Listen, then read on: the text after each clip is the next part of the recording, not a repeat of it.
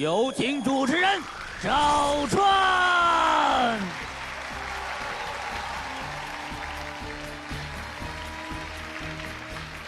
欢迎朋友们走进天津卫视的大型情感节目《爱情保卫战》。我们的节目是由休闲旅游领导者途牛旅游网特约播出的。休闲旅游找途牛，下载途牛 APP， 手机预订更便宜。选择幸福，选择亚赛河来盼盼，盼盼到家，安居乐业。本节目由拉芳柔顺洗发露特别赞助，在这里要感谢拉芳柔顺洗发露对本节目的大力支持。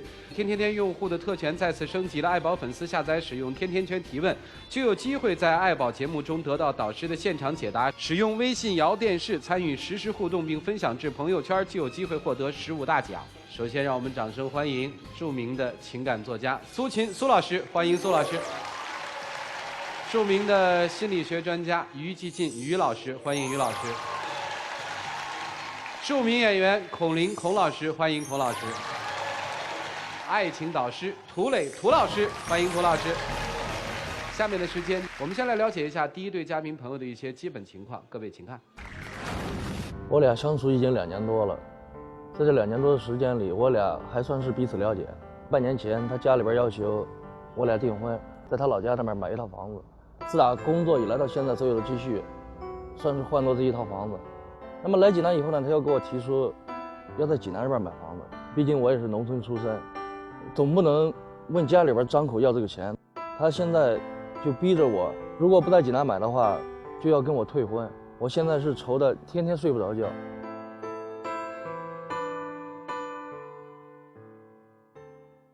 我一听他说这个为了房子，我天天愁得睡不着觉，你能感觉到，其实这位先生在他的心里好像还深深地爱着那个女人。让我们用掌声请出这一对，来，掌声有请。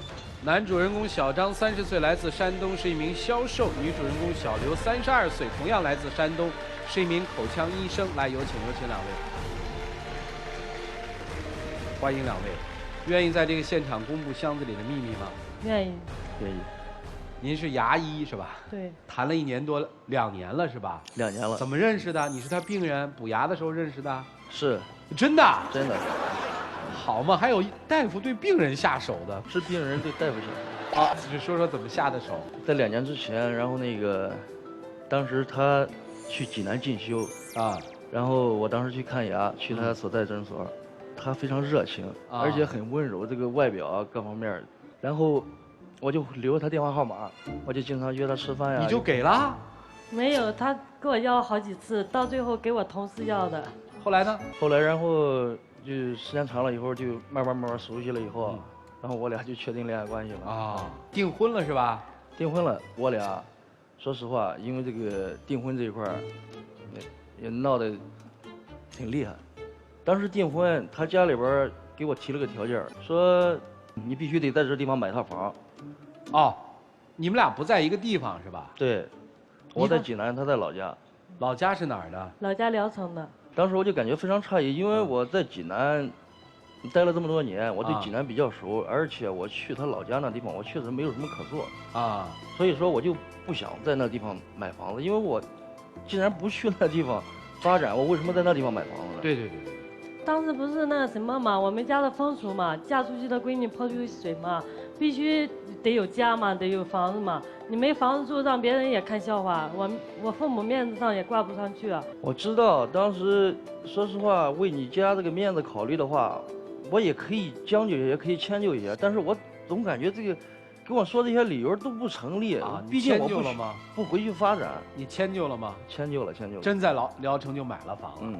哦，这就把婚定下来了。定下了，因为我当时确实奔着我俩结婚去的啊。这房子不是买了吗？怎么在这个小片里又提到房子的事儿了？这个房子是买了，但是接下来所发生的事情让我感到非常震惊，因为他在老家那边，我在济南啊。因为我俩订婚了，也就算准夫妻了。我想我俩在一块儿，不想两地分居，我就跟他家里边说，我说不行，就让他过去跟我一块儿到济南去。然后他家里就当时跟我说，你去行，到时候在济南再买套房子。是你说了行吗？你对我父母承诺了，当时你说了，我半年之内在济南付个首付，然后我们再买一套房子。我当时只是为了想让咱俩在一块儿。那你这不是欺骗我吗？欺骗我的家人吗？我并不是欺骗，当时我确实想让咱俩在一块儿，因为我感觉你去了济南，我心里边也有着落了。所以说，一说买房子这事，我当时吧可能一激动，说秃噜嘴了。说秃噜这事儿还能说秃噜嘴啊？去没去啊？去了。去了。但是这半年也看过好几套房子，他始终就拖延我不买，怎么着的？我没有敷衍你，只不过我手头确实没有钱了，这些积蓄都放在辽城那套房子上了。那房子可以租出去啊，现在咱也租不着。你又跟我提，你说租出去，你感觉租出去合适吗？咱俩那个房子刚下来，咱俩都还没住，你就租给别人。这怎么了？就在济南，就现在卡在这济南这套房子上了，是吧？是。打算买吗？还？打算买，但是我感觉现在是非常时期，我现在确实拿不出这么多钱了。当时不是也跟你商量了，让你父母把家里的地给房子卖了吗？让他们来济南住。你感觉这样合适吗？把地把房子都卖了，他们住哪儿？他们吃什么呀？他们现在可以先租个房子，等咱济南买了房子之后，把他们接过来不得了吗？别人怎么看我？是不是我逼着父母上梁山了那种感觉？他们怎么看你？现在不是好多都是把父母接到大城市来住吗？他们肯定就说儿子会好了，把爹娘给接过来。父母现在也不是年龄也大了嘛，在家种地，我也不想让他父母在家种地。然后不是我们打算现在年龄也不小了嘛，他父母也催着要孩子，我不是想着要完孩子之后让他父母也过来跟我们一起住，能给看看孩子嘛？我也是这样想的。他就说我有私心，这一块你连想都不用想。如果你让我父母卖地卖房的话，就是即便你张了这个口，我也张不了这口。那房子你到底买不买？再说你回家的时候，我父母问起来，你怎么办？你怎么回答？你老是说我没有诚意，我不想买这房子。之前我不也跟你一块看了很多房子吗？在济南。你看房子，你都在推辞我，你跟我去，但去了回来之后，你都说房子不行，这房子不行，那房子不行。首付差多少啊？总共差10来万。借点呗。当时我找他朋友借了点钱，也找我朋友借了，他就不乐意了。你说你借钱，你总不能借到我老板那里去吧？你老板不是你发小吗？也是你同学啊，在他那借钱，我再说我也在我朋友那借钱了，又不是光在你。咱不是想着把房子赶紧买下来吗？买下来房子之后，把父母接过来住，咱们一起住多好啊！好。他虽然私下他是我发小，但是在工作上他是我领导，他是我上司。我不想让你把生活还有这个工作，你给搅在一块儿。那今天为什么来呢？今天来就是因为我俩这中间，具体在济南买房子不买房子这个事儿，我俩现在闹得非常僵。而且之前吧，可能我话说的也太重了。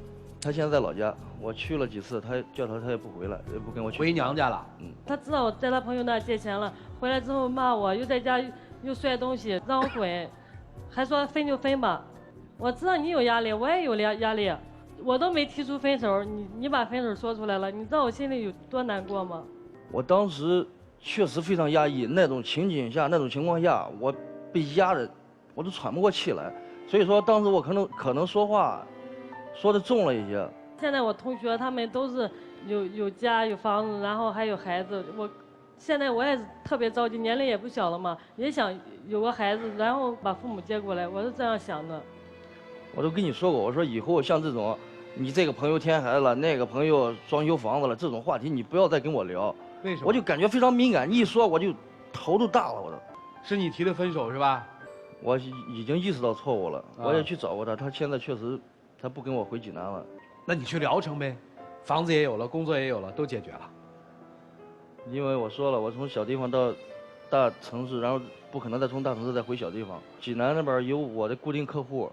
你什么意思啊？今天来？我现在真的压力挺大，现在我也不知道该给他继续走下去还是。明白了。我问另外一个问题啊，就是今天你们也有50%的可能会分手，对吧？是。那个彩礼还退吗？退。那房子退吗？退。退啊，行吗？不行，我不就不分手是吧？不要这些东西。要吗？哎，如果分手的话，你要这些东西吗？你先告诉我。那是后话。不，咱们先把后话说清楚。你要吗？要。那姑娘的这2年的青春怎么办呢？我也耽误青春了。你也搭了青春了。既然当时没有经济条件，为什么要跟姑娘和姑娘家承诺在济南买房呢？我当时也这算不知道算一种欺骗行为？算欺骗？算欺骗。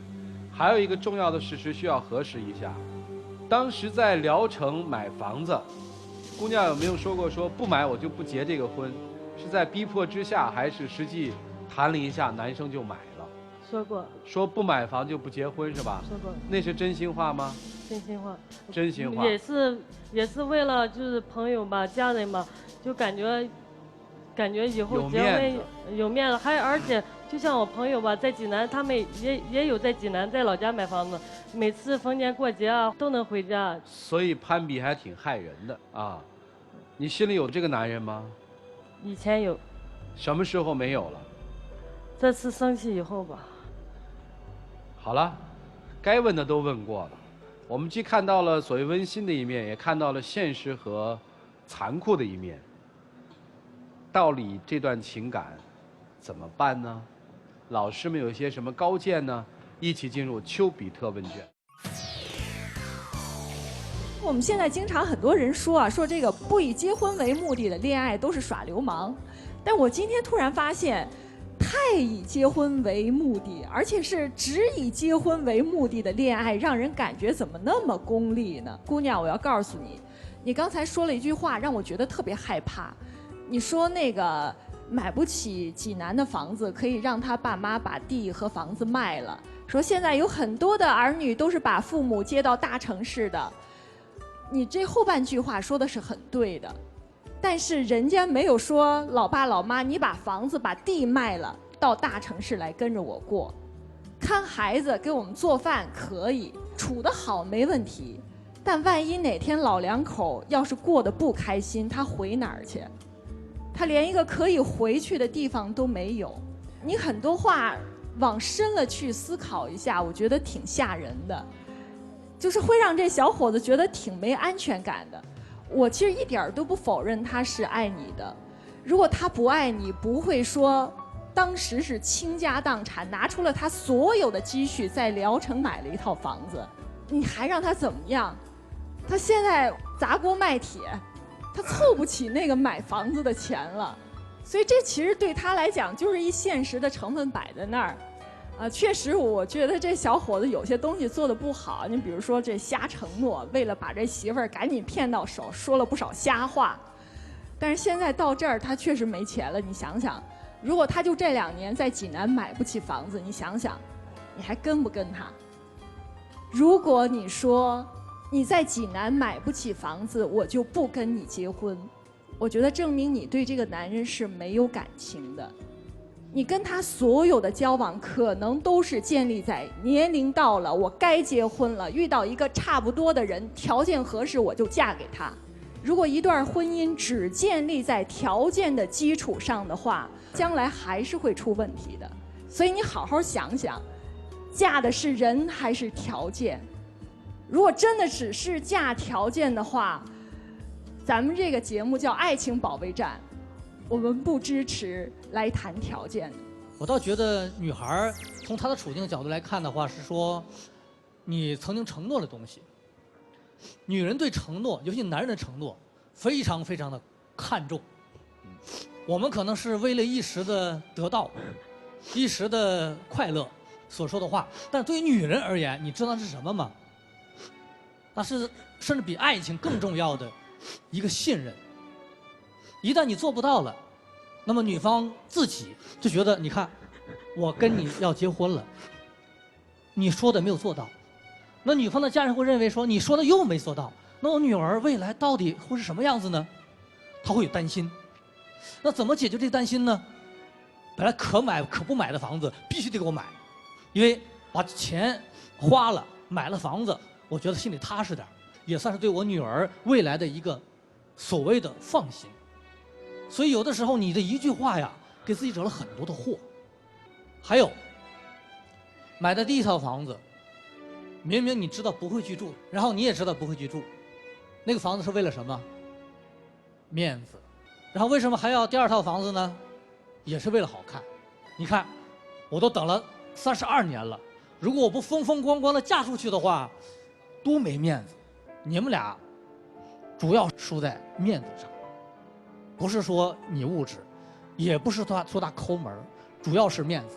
所以说啊，别让今天的面子笑了，明天的里子哭了。所以说呢，到这个时候了，千万别被面子撑住，最后俩人分开了，非常的不值得。这是我的建议。好，谢谢于老师。我觉得跟小伙子说爱什么爱，把你的爱收回去吧，在你没有疯掉之前收回吧，你快了，接下来就是卖地卖你爸妈的地了。女孩别哭了，找一个门当户对的吧。不，你在哭什么呢？说我听听，你在哭什么呢？怎么哭那么伤心？说得出来吗？说不出来啊。我一直在揣测你到底在哭什么，你大概是在哭自己的悲惨命运，哭自己已人到30还被生活所欺骗。我们说，不轻诺，故我不负人；不信诺，故人不负我。不轻诺，就不要轻易许下承诺。轻易许下承诺的人都是骗子。不信诺，不要轻易的信别人的承诺。经常相信别人承诺的人都是傻子。但我觉得你们两人的说话有问题，你们的思维逻辑都是怎么回事呢？就先把对方当傻子，自个儿当一骗子，先瞒过去再说，最后发现瞒不过去了，又指着对方说原来你才是骗子。比如说一开始你们说在山东聊城先买套房，买套房婚姻就有的谈，你们把对方当傻子。结果这边呢，并不认为这是个傻子，行啊，你说买行啊，我就先买一套，先把这事瞒过去再说。结果你们又要第二套，结果把他惹毛了，我说原来你们才是骗子。还有你说把父母接到城市里来，把房子卖了，把地卖了，如果真的接到城市里来，你们一家4口怎么生活，怎么孝敬老人，怎么解决他们在城市当中的一些赡养问题，你想过吗？你们一天到晚上班，有人陪老人家吗？你想过这事儿吗？你们都没想过，你们都觉得自己比对方聪明，先把这事儿先瞒过去再说，其他的我不管。这就跟那个杀鸡取卵和饮鸩止渴有什么区别呢？女生，你回答我，我刚才问的问题你想过吗？老人真正接过来之后，你们4个人怎么生活，你想过吗？没有。你根本就没有想过。你是先把房子地卖了，然后有钱把这先买到房子再说，你是这样想的对吧？我想了以后有钱了再买个大的。哦，有钱再买个大的，再把他们给分出去，是这个意思吗？没有，想的就是把这个小的卖了，然后再买一个大的嘛。我们俩一起努力嘛，一起努力。不是，你没明白我的话，你的意思是什么？你把老两口接过来跟你们俩一块住是吧？那你想过你们4个人住在一块怎么住吗？老人家的生活怎么料理吗？你想过吗？所以你根本就没有想过。就像男生在聊城买第1套房子花了30万，他也没有想过将来在济南肯定是还是要在这生活的，因为他根本不可能过去。但他没有想过先把你忽悠过来再说。你们没有想过正儿八经结婚会怎么过，真正的困难在哪儿？你们根本没有想到在一块过日子，就先赶快把婚结了凑合着再说。所以说你们这样的感情让我们怎么说？我对你们俩没什么好说的，就这样。生活有的时候确实需要一点智慧，既然到了这一步了，总得想一些办法来解决。如果你们还在一起的话，想在一起的话，聊城的房子卖了呗，拿去付济南的首付呗，当买一生活的教训呗。就像涂老师说的一样啊，别欺骗和自我欺骗了，咱是什么条件咱就过什么日子。现在只考虑一点，够不够爱，愿不愿意为了爱和婚姻抛弃过往的一些成见和错误，能不能把这些东西都通通的抛掉，重新开始，这个真的需要你们自己的智慧。剩下的时间留给你们自己，一起进入柔顺拉芳黄金60秒。其实咱俩在一块儿都2年多了，我对你还是有感情的。我希望你也不要太跟我计较，因为我当时确实是口不择言，我说你说的比较重，我还是想跟你走向婚姻。其实我也是，就为了你的承诺，你给不了我，你为什么要给我承诺？而且给我承诺也无所谓，为什么你当着我家人也承诺？其实我就是为了面子，说实话，你也不该骂我。现在我也想了，要看你的表现好的话，我想把聊城房子卖了，在济南再买一套。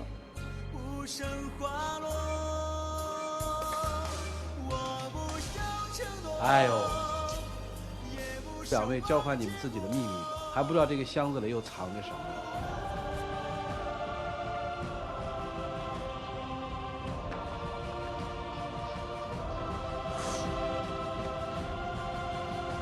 谢谢两位，请回，谢谢你们。来，请关门。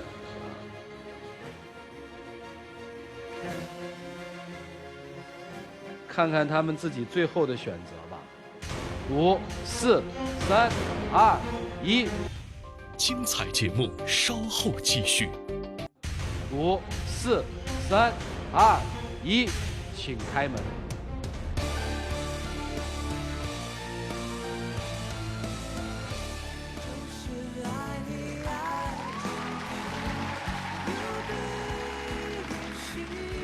来了，我看看男生的秘密是什么。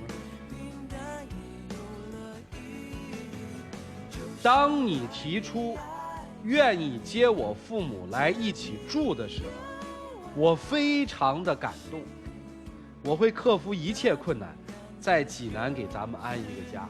骗，继续骗，你们俩继续骗。不，你们还是面对生活吧。愿意嫁他吗？当时我是怎么想的，我也不知道。你愿意嫁他吗？没关系。我也不知道他有压力。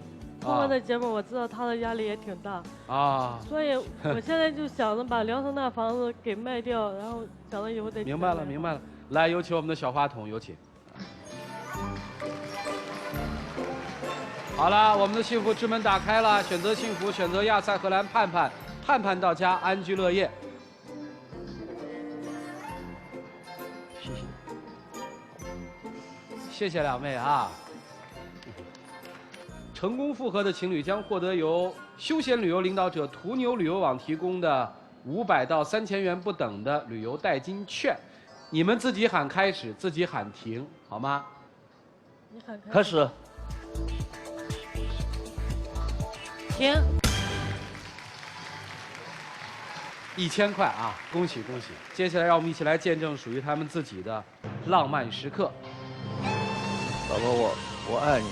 我知道咱中间有一些磕磕碰碰，但是我还是想一直跟你走下去。我想跟你一块儿共度余生。我想着你以后不要再欺骗我了，我真的害怕被欺骗，你知道吗？你的压力你可以给我说，咱俩可以共同沟通嘛。你什么事你都是憋到心里，自己都不说出来。每次问你的时候，你就那沉默。我知道了，我知道我错了，我也向你道歉了。我希望你能原谅我。你愿意嫁给我吗，老婆？跪下来。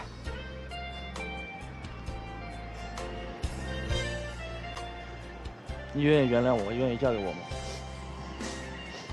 我愿意。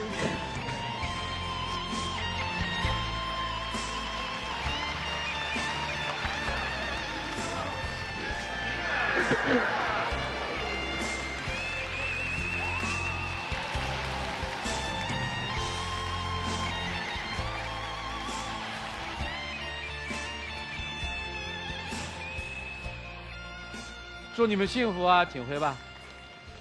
接下来我们来看看今天的第2对，来，各位请看。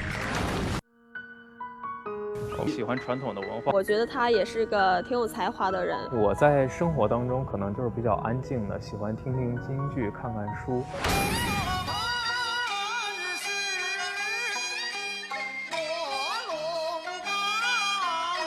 我是一个是传统与现代不能交融，还是性格之间不能互补呢？让我们掌声请出这一对，来，掌声有请。男嘉宾小果23岁，来自山东，是一名婚礼主持；女嘉宾小鹿22岁，来自辽宁，是一名婚礼督导。来，有请两位，有请。两位愿意在这个现场公开箱子里的秘密吗？不愿意。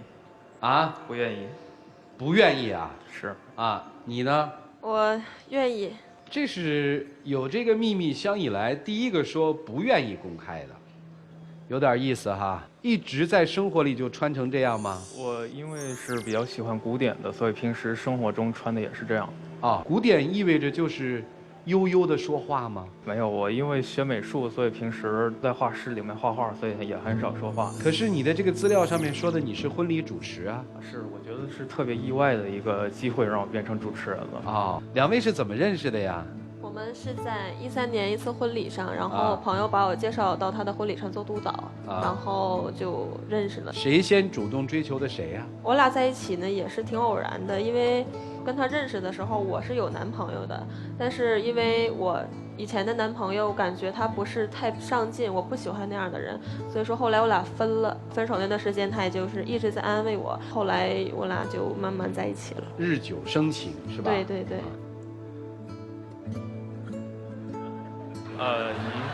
没有，就是看一下，难得在这舞台上有这么安静的男生。他平常也这样，跟他说话特别费劲，我说10句他能回1句。这片子里面还说你喜欢京戏是吧？是。宫什么呢？老生的。宫老生哈，来2句。我正在城楼关山安静，耳听得城外乱纷纷，旌旗招展，空翻那影，却原来是司马发来的兵。啊，您今天也准备唱一出《空城计》是吧？惜字如金，一句话都不说。那你当时看上他什么了呀？我感觉他这个人也是挺有才的，而且他在婚礼主持的时候他不是这样的啊，他就特别能说呀，包括跟新人方面去沟通。那是工作嘛？就感觉工作和生活中完全是2个样子。当初也没想到他生活中就是这么呆板的一个人。他呆吗？我朋友叫我去酒吧玩的时候，然后他就穿这身去的，多酷啊！但是酒吧里穿的都是比较时尚的，你突然整出这么一个玩意儿，我都是哭笑不得了。然后我朋友就瞅，你怎么找一这样的呀？然后我就当时我说也挺好的，就是我就夸他好嘛，因为男人在外面都要面子嘛，我就夸我说特别有才。他还不领情，他就说那我穿这样怎么了？那理直气壮的。我觉得是他那些朋友的思想有问题。我觉得我穿中式的完全没有。像现在很多人也穿中式，我那些老师都穿中式的。咱不说这个服饰问题了，这都是小问题，这有什么好闹的吗？就是我俩因为这个性格方面，就是经常闹矛盾。就是我个人喜欢听梁静茹的演唱会，就暗示他我说我想去看梁静茹的演唱会，然后他说嗯。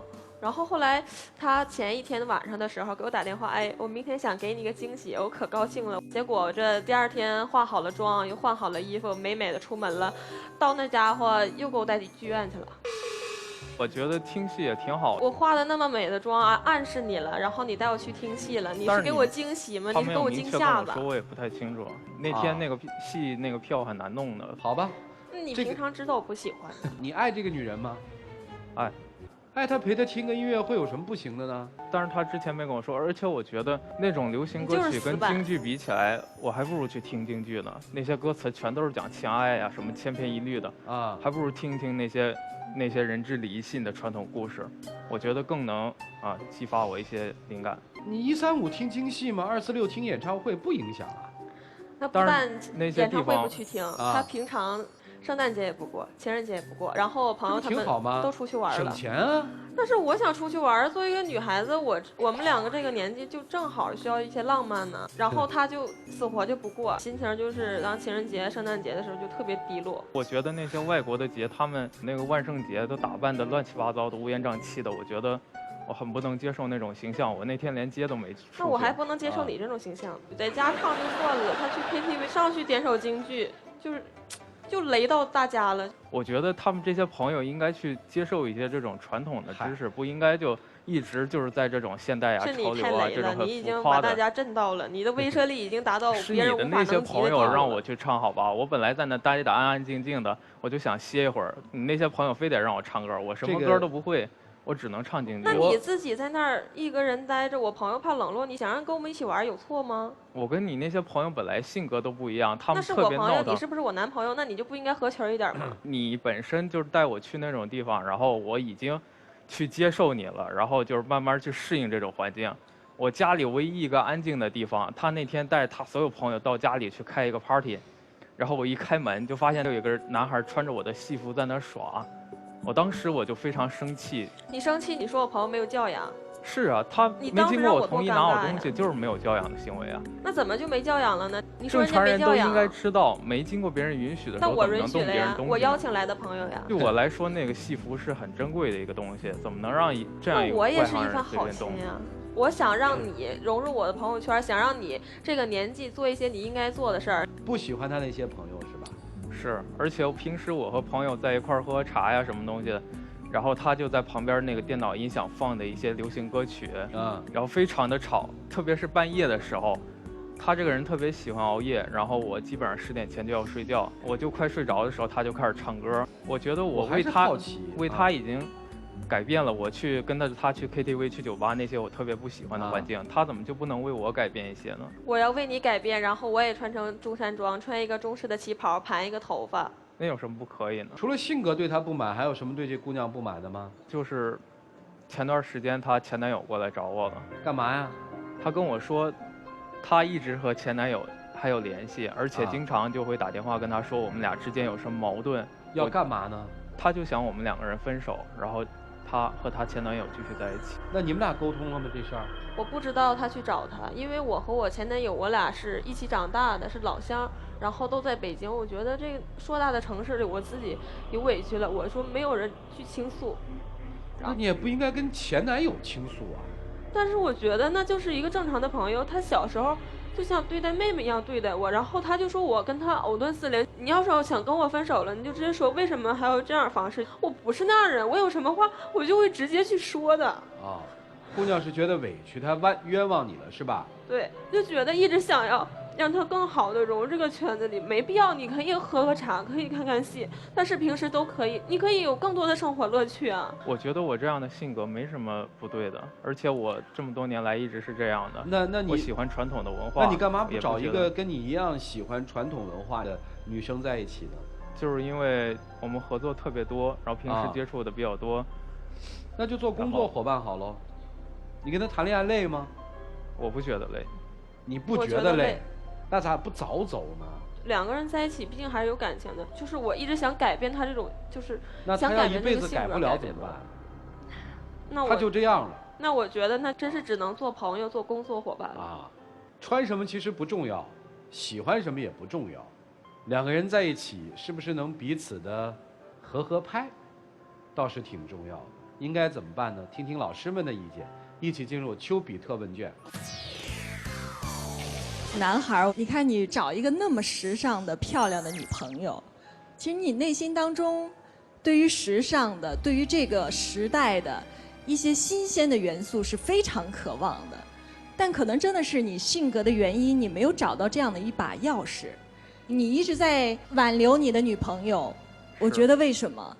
可能你就会觉得她就是这把钥匙，如果她离开了，你可能就彻底的沉浸在这样的一个特别闷的环境当中走不出来了。你的内心比较的封闭，不知道怎么去融入别人的世界。所以我在想，你是不是在日常的交往当中会有一点点人际的恐惧？可能因为我以前学美术的，青春时期基本上都是在画室里度过的，就是一个人特别安静的画画，也很少跟人交流。所以我觉得可能古典只是你的一种借口。然后就觉得说，你看我很古典，我唱戏，然后我听戏，你们听不懂，然后我很高深，这是一道屏障，让你把自己保护起来。你会觉得我即便不太善于跟别人沟通也没关系，因为我们没有共同的兴趣和爱好。所以这个小伙子，你是一个90后啊，你一定要把自己的这道屏障给打破。我照样发现人家那个剪着那种特别潮的头发，然后穿的也特时尚，人家照样听京戏的，这跟穿什么生活方式没有太大关系。世界上根本找不出来2个完全相似的恋人。都得互相的去靠拢。鉴于你们2个人的这种差异化的这种兴趣爱好，我特别建议你们去做这种半周恋人，1周有7天的时间，你们可以拿出3到4天的时间来去跟彼此一块玩儿，然后你可以带他去听京戏，你也可以带他去泡吧，但是剩下的半周的时间做自己想做的事儿。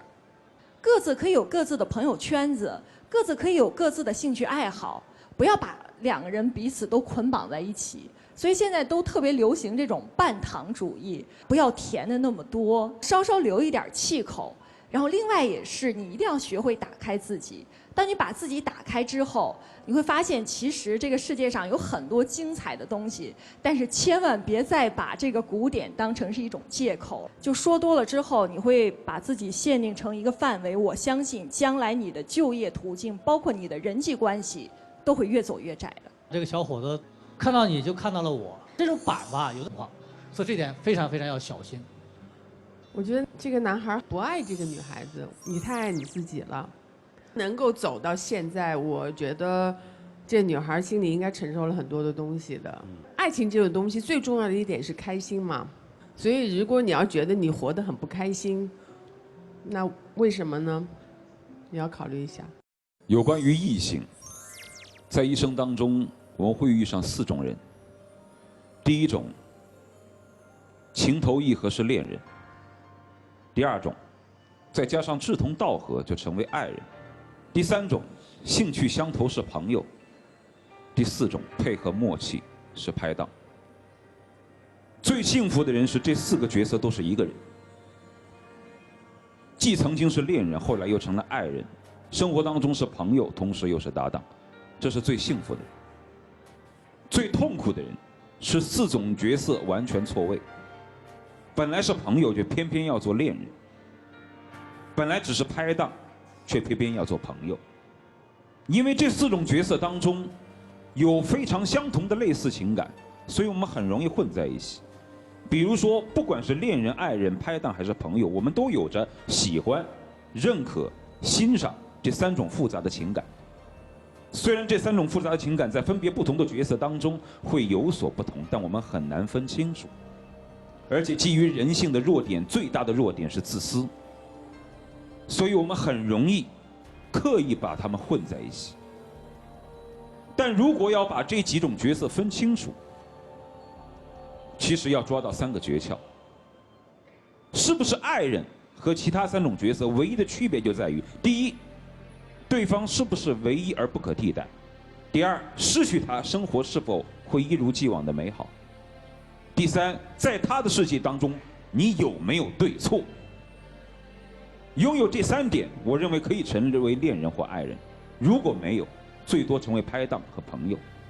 我们来看一看有没有这3点。第一，对方是自己的唯一和一切。3位老师都认为男生是保护自己而板着的。从我们的观察来看，其实男生只把女生当成了拍档，但是女生却把男人当成了爱人，这是第一。第2，失去他，是否这个世界会不再美好？女生在谈到伤心处的时候潸然泪下，男生无丝毫的反应和动容。第3，在对方的世界当中，自己没有对错，只有爱或不爱。但男生反反复复地重复到几个字：我觉得我这种习惯没有错啊。当一个人还在以对错来要求自己的时候，那只是朋友和拍档的标准，你做的对还是错。但是当你已经把自己看成对方恋人的时候，已经没有对错之分了。这是我所发现到的。所以说，如果当角色一旦错位的时候，也就是本来是朋友或者是拍档，却偏偏要去做爱人和恋人的时候，到最后什么都没有。这是最痛苦的事情，这是我所观察到的。男生某些情况下我们俩还有点相像，人家曲伟就不一样，说让他上去跳舞他就能上去跳舞，我就不行，因为我怕丢丑，我喜欢板着。但是我只在大众面前板着，在自己的爱人面前我从来也不板着。挺累的，就这样吧。听明白了吗？可能是我确实对他付出的不够多，对不起。两个人是在一起，应该对对方付出一些。我之前也问过我的朋友，但是我的性格就是这样的，实在是没办法改变。没有谁的性，对，再插一句嘴。我们这种人还有一种巨大的缺点，就在于一旦意识到自己错误的时候，我们总是会找托词。没办法，我性格就是这样。我倒觉得老师们看的挺对的，壳太重了，卸下来吧。剩下的时间留给你们自己，一起进入柔顺拉芳黄金60分。第一种你可以再听听现场观众的意见，第二种可以听听第三方的声音，第三个是请涂老师再为你指点一下迷津啊，你选择什么？我选现场观众吧。选择现场观众哈，问问大家看不看好你们是吧？对。来，各位，对于他们这段情感，看好的选择赞成。不看好的，请选择反对。来，各位，请选择。现场31.82%的观众呢，觉得还挺看好的，但是68.18%的现场观众觉得不是那么特别的看好。两位，把箱子换了。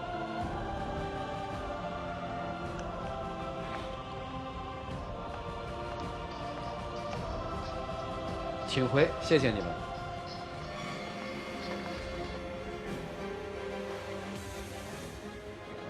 来，请关门。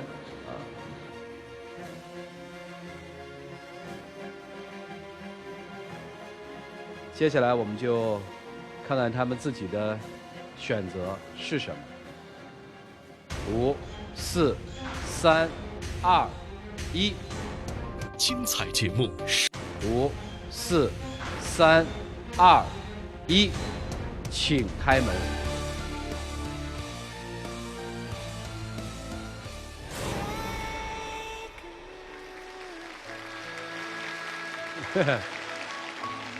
两个恋爱当中的人不合适分手，其实对他们来说是一件好事儿。接下来的时间，我们一起进入到老涂有话说。忧伤的蜜蜂向涂老师提问。我和我女朋友认识快2年了，我们很相爱，就是我这个人有点小心眼儿，每到过节她总是和前男友网上聊天。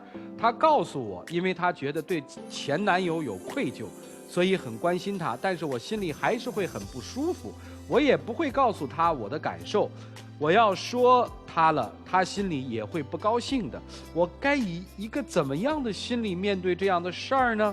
请涂老师开导他一下。这仿佛想到一句电影台词，女生说：“我以为你不在乎。”男生说：“其实我在乎，我只是装不在乎。哪知道你真的不在乎，我现在真的不在乎了。”所以说，在自己的爱人面前，千万不要轻易的掩藏自己的吃醋，要让对方感受到我是在乎这一点的。